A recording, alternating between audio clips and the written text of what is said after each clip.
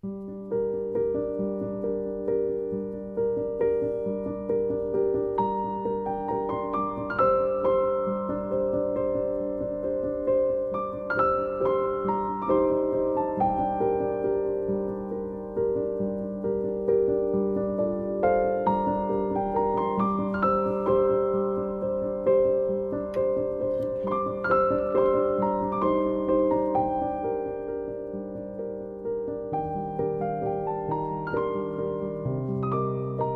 celebration of Earth Day, I came up with a quick and easy upcycling project that will surely inspire you to transform your old beddings into something new.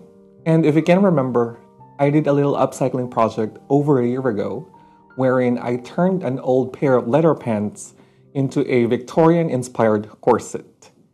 And today is no different. In today's modern lifestyle, we always tend to look for newer things. New suit, new shoes, new dress. But as sewers, we are highly skilled at turning a piece of fabric into a dazzling ensemble. And putting this skill to good use by upcycling worn-out items in our household is something truly remarkable. So join me today as I transform an old piece of bedding into a vintage-inspired men's dressing robe.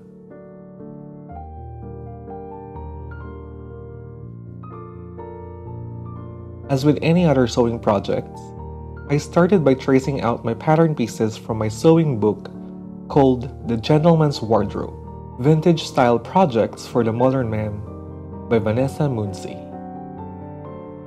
I have been meaning to put this book to good use, and now is the proper time to actually make something out of it. The project I'm working on is a vintage style men's dressing gown, which features a shawl collar, 2 large pockets, a tie, and turn-back cuffs. This garment can be created either with warm woolen fabric or a cotton shirting. And for a fancier material, silk brocade can also be used.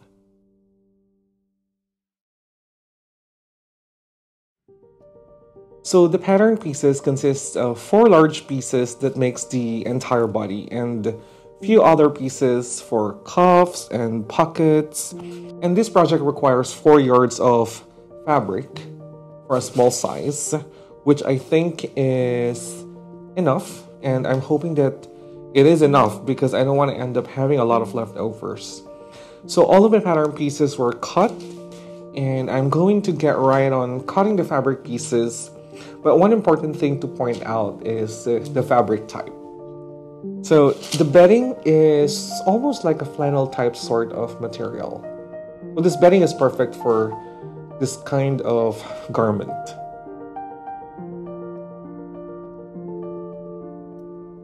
This nightgown is very easy to make, as it doesn't involve working on buttonholes, welt pockets, zippers, and all those sort of complicated process. The fabric on this bedding does not fray at all, so no seam finishing is needed.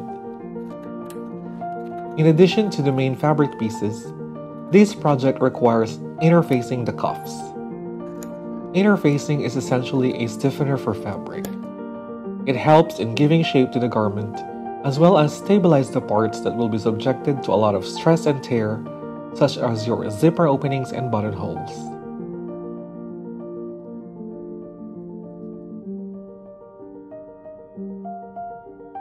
The interfacing is then fused to the wrong side of the cuffs.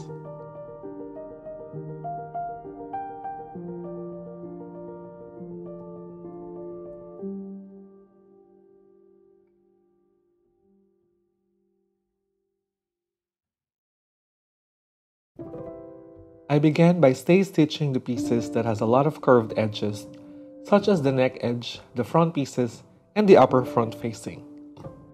This will ensure that the curved edges doesn't further stretch out and end up not matching the pieces that it has to go with. Then I proceeded on working with the pockets. The pocket pieces are first sewn and pressed to make them look like real pockets. This is done by turning and pressing 1/4 of an inch along the top edge of the pocket, then turn to the outside along the fold line to form the pocket facing.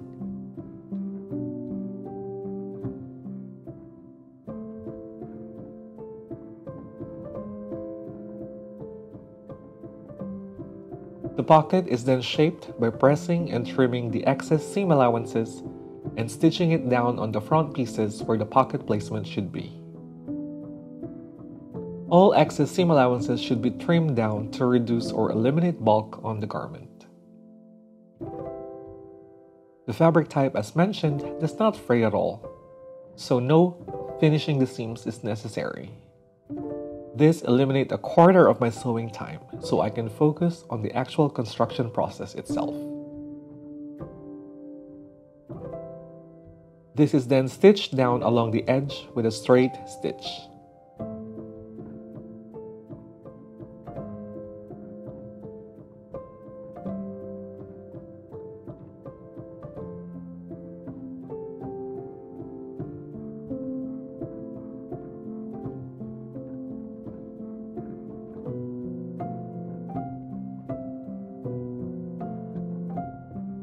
The next step is to join the back pieces together by stitching along the center back seam.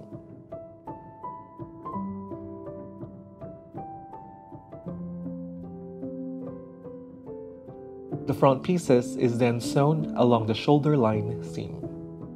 The entire project is sewn with a 5/8 of an inch seam allowance, which makes the process easier.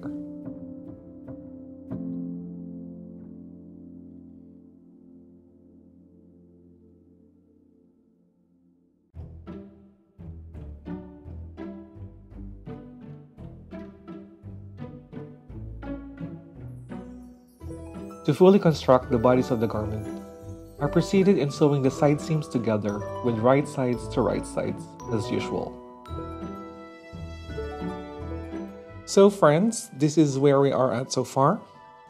I know this dress form is not ideal, or shall I say, not correct at all, because obviously it's a female dress form. But this is what we have and it works. That's what matters. Am I right? So the back neck is sewn and the front and the back pieces as well. Also the side seams.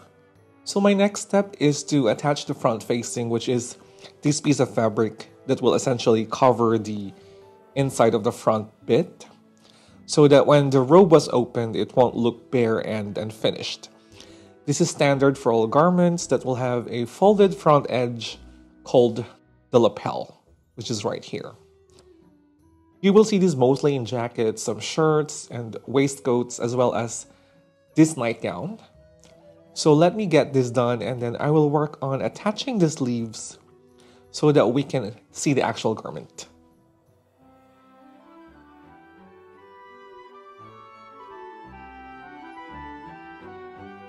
The front facing is then stitched to the front, right side to right side.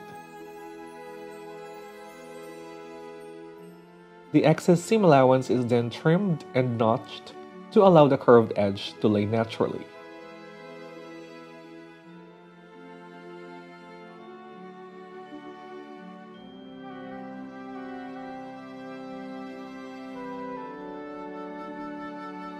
Then the front facing is turned to the inside.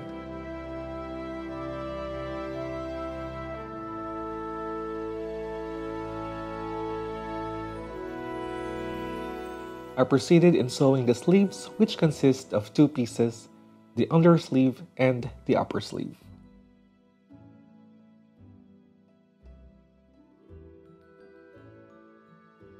The edge of the sleeve caps will be sewn with 2 rows of basting stitch for gathering.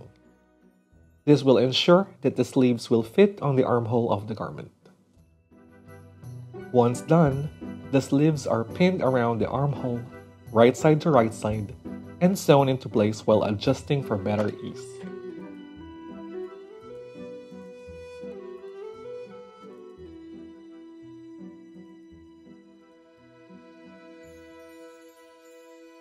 Next up is the cuff pieces. The cuffs are folded and sewn on one edge, and this will be then attached and sewn to the sleeves.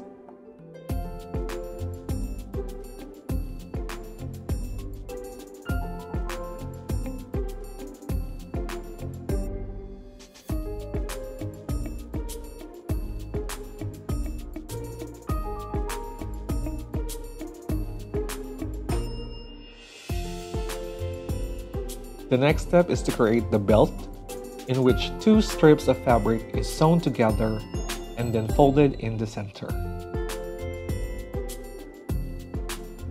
This will be stitched along the edge, leaving a few inches unsewn along the middle.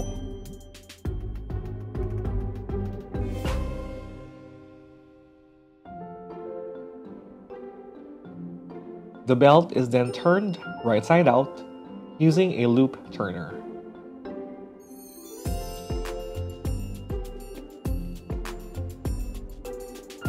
Once done, the very last step is to finish the hem and the garment is done.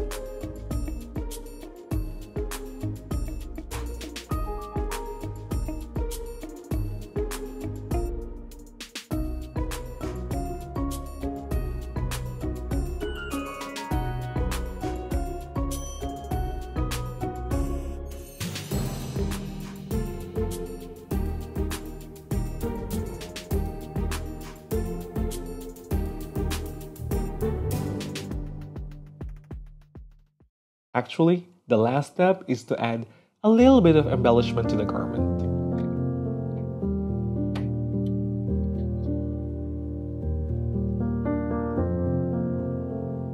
Since I am using a combo machine, what better way to fully use it is to personalize this project by embroidering my initials.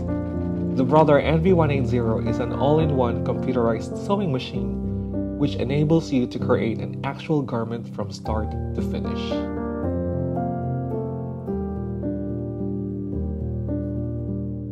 I hope that you enjoyed today's upcycling video. And remember, you can create something out of things that has no more value, and they're just lying around in your very own household. So be inspired and start recreating something. This is Julius once again, and if you reached the end of this video, thank you.